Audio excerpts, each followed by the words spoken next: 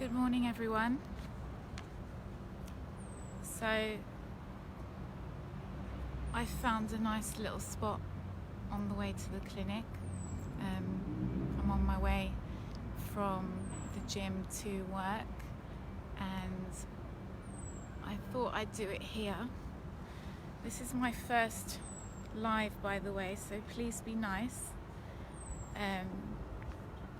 I found this really lovely little spot near Tower Bridge, so I'm going to do it here. And what I wanted to do today is tell you a little bit about myself, basically share my story, which is a little bit tough. It's not easy, but I'm gonna start. I think I have to start from as far back as possible, because when people ask me how I got into what I'm doing, it wasn't something that I always dreamed about. It was more of a journey, and so I've got notes. I've actually got notes, and I'm going to start from the very beginning. And I want to tell you about a girl called Stavrula. I find that really difficult to say because I don't like that name, but that girl, if you don't know already, that Stavrula is my real name. So I'm going to tell you who is Stavrula and where Reneé came from. So let's start from there. So I'm Greek Cypriot. I was born here. My mum's a dressmaker. My dad's a barber. They came here very young. They worked very hard. At the age of, I was around 8, my mum bought a knitting machine from D.H. Evans. Who remembers D.H. Evans? Anyway, so she bought this knitting machine, and then she started these evening classes at a local college, Barnet College, and so that she can learn how to do knitting on this machine knitting. And so she took me along with her. I was her little girl, and I sat behind her, and the teacher, her name was Gladys, she I basically was just there sitting behind my mum while she was learning how to knit. So cut a long story short, my mum packed the machine away, as you do, forgot all about it. A couple of years later, I don't know how I started, but I just started knitting. I remembered everything. My mum forgot everything, and I somehow picked it all up, and I just started knitting jumpers for my whole family. My dad loved it so much. There was a blue jumper that he wore all the time that I knitted for him. So at the age of 10, I started selling bags in the playground. I was knitting bags, spotty ones, stripy ones, and I was selling them to my friends in the playground for £5. So then I went to secondary school. That was the worst time of my life because I was bullied. However, that shaped me as a person, toughened me up, but what was more important is I found art. So what happened was I was truanting, bunking, because I was getting bullied, so I didn't want to go to class. And there was an art teacher who was a helper when she noticed me and my work, and she just really liked my work, and she really liked me, and she the following year she became my art teacher. And what she did was the most amazing thing that anyone's probably ever done for me. And basically she said to me, just wait for the aeroplane to go by. She said to me, sit in my classroom instead of bunking, the art class was like in an art hut, so it was separate from the rest of the building, and I'm sure she would have gotten in trouble, and the other teachers, they wouldn't have allowed it. I would have had to go to all my other classes. But she said to me, sit in the back of my class and I won't tell anyone, just don't bunk, don't leave school, and stay there all day and do art. So because of Miss Carriage, who, if you're out there, please contact me, because I went back to the school to find her and she had left, and I've looked for her on Facebook, and because she was someone really important to me because of what she did. So what happened was I ended up failing everything, but I got an A star in art, which led me to go on to study art in further education. So thank you, Miss Carriage. I did retake my GCSEs later so that I can get into college and carry on studying. At college I did art and design, and everyone was mature students, so it was actually the best time of my life. I absolutely loved it. Everyone was lovely. About 17 to 18 years old I was when I went to art college after school, and during that time a lot happened. I got married, I had a baby, I moved to Spitalfields, where I was born.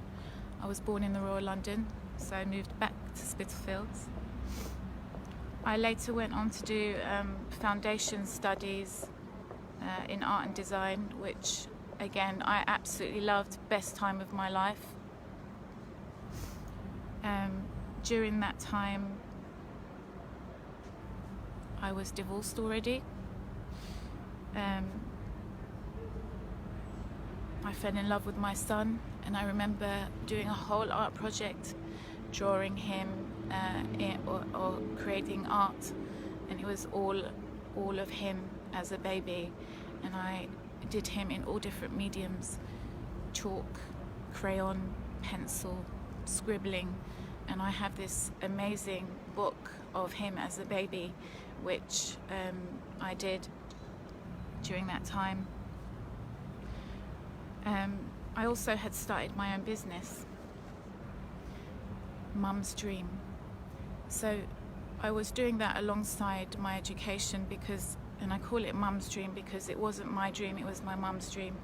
My mum studied, when she came to this country, aged 13, she learnt to be a dressmaker. She did tailoring. She was amazing at what she did, and I believed in her. She was always making friends and family their wedding dresses, bridesmaids' dresses, and her reward was that I would be a bridesmaid for them, which, to be honest, wasn't really a reward. It was just extra work for my mum. So I grew up watching my mum. She always said yes, and she shed many tears struggling to make those dresses, and I watched her and stayed up all night watching her crying over the sewing machine. So my mum's dream was, plus I was always, just to go back to that point about me being the bridesmaid, I must have the world record for being a bridesmaid, and I was a bridesmaid so much that I hated it so much anyway. So I was the frilliest little girl. So I learned firsthand how amazing, I saw how amazing my mum's work was, and I believed in her. So her dream was to make wedding dresses. Her dream was actually to make dresses for royalty, and I believe that she is that good. And so I thought I would set her up. I was really young, and I just thought it would be as simple as setting her up in a shop with a sewing machine and leaving her to it. But of course it wasn't that simple, and I ended up running this business, and we ran it together, and it was called the Ivory Rose Collection, and it started by we made a collection, the Ivory Rose collection. It was a wedding dress and 3 bridesmaid dresses, and someone walked past and bought the whole collection, put in an order, and that was that. So that's how we kind of built it up. We sold the dress, we bought something for the shop, we sold another dress, we bought something else for the shop, and it kind of grew like that. But I was carrying on, if you can imagine, I've got I'm a young single mum, I'm still studying art, I'm doing my thing, and I'm running this business at the same time. I also am going through a messy divorce, and I've got part-time jobs as well, trying to support everything and keep everything going, and I'm running this business. I don't know how I did it, but at first I resented it a little bit, the dresses. I wasn't happy. I felt a little bit stuck because it was my mum's dream, and I didn't really have no interest in wedding dresses. However, I guess it influenced me because I ended up specializing in fashion and going down that road. And I went to London College of Fashion, and I did fashion design and technology. I did a little bit of tailoring. I then went on to St Martin's. I went to St Martin's School of Art, and I was actually the first year to do knitwear, and that's how the knitting machine ties in. So I was already an expert at the knitting machine, and I absolutely loved it, and I ended up producing for my final collection a range of knitted bridal wear. And after that, of course, that's when you started seeing pretty knits everywhere, and knitwear took off, and there's some really beautiful knitwear out there. And I have a love and appreciation for knitwear because of my childhood as well, and my knitting bags in the playground, my very first business at the age of 10. So I spent about 9 years studying art, the arts and fashion, and I've never really talked about this stuff before because I didn't think it was relevant. But my story starts there, and I am a creative, and it is important, so I'm sharing that with you. So back to how Reneé was born. So in 2004, it was the final year of my degree, and I had to write my thesis. My thesis was about, I still can't say this, by the way, so I'm going to try, haute couture. Let's just say high couture. So my thesis is a 5,000 essay I had to do on the subject of high couture, and there just happened to be an exhibition on high couture in New York, and because my dad had got ill, he had cancer, I decided to, and I was struggling with everything that was going on, so I decided to go to New York for 5 days to get this done so that I can get my degree. And I went to see my dad, and he told me to go, and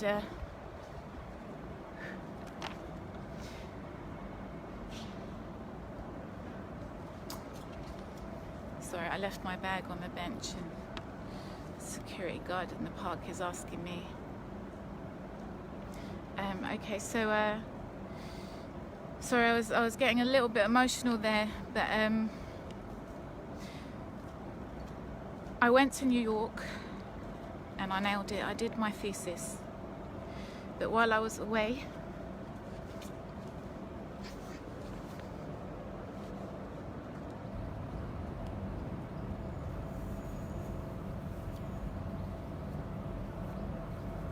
Sorry.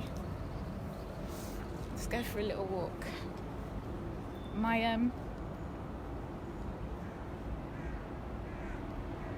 Let's just say that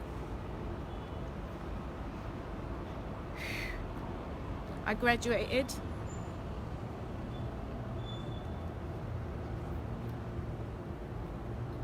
in 2005.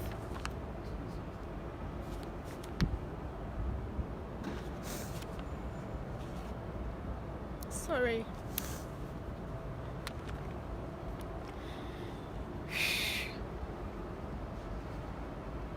My dad died while I was away.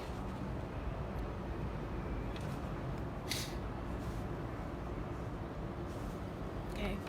My dad died while I was away. They didn't tell me because my dad would have... Sorry. My dad would have wanted me to finish. That's the end of my story, really. So I didn't expect that to happen. So the end of the story, so my hand's shaking. That's where Reneé was born, and I'll explain why. I wrote this thesis about high couture, and of course couture originates in Paris, and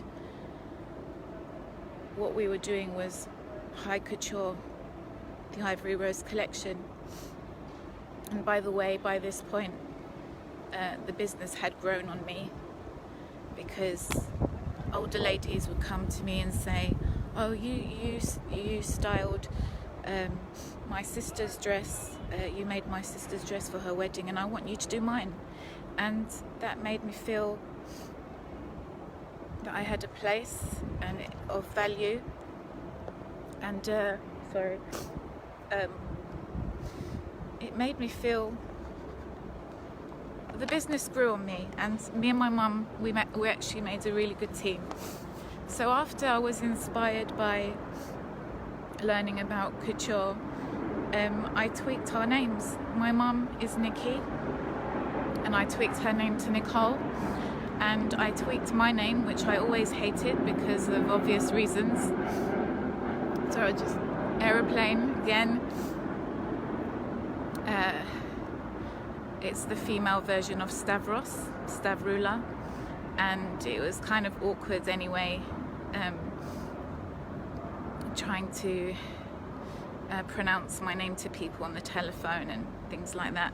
So I was quite happy to change my name, and I tweaked my name to Reneé, and our label became Nicole Reneé Couture. So that's where Reneé was born, and I've become known as Reneé. On all my certificates it says Stavrula, and that is my real name. And but I've used it for so long. We did the wedding dresses for about 13 years. That was 2004 when my dad died, so it's a good few years. And it's even my family call me Reneé now. But I have a question for you, and I'd love to know what you all think, because some people said that I should just go back to my name, and as you get older you kind of like want to show your parents that you appreciate the name that they gave you, and especially now my dad's gone. And so I'd love to know what you guys think about whether I should go back to my real name. And I guess I associated it with my past and bullying and stuff, and I didn't want to ever see those people again. But hey, bullies, you made me who I am. You made me stronger, so thank you. And I found art and my journey. And if you did want to know more about my mum, the traditional dressmaker, just Google Nikki, spelled N-I-K-I, Cleovulu, C-L-E-O-V-O-U-L-O-U, and there is there is a story about my mum written by the gentle author in Spittlefield's life, and it says a little bit more about my mum and her journey, a little bit about my dad and our family. Next time I'm going to, I think that's enough for today. Next time I'm going to tell you how exactly or why I transitioned from Nicole Reneé couture and the wedding dresses to cosmetic tattooing, which was then known as semi-permanent makeup. So it was really a journey, and that's it. I've got a really busy day ahead, and I'm sure you have all got to go to work as well. Thanks for watching, and I'll see you soon.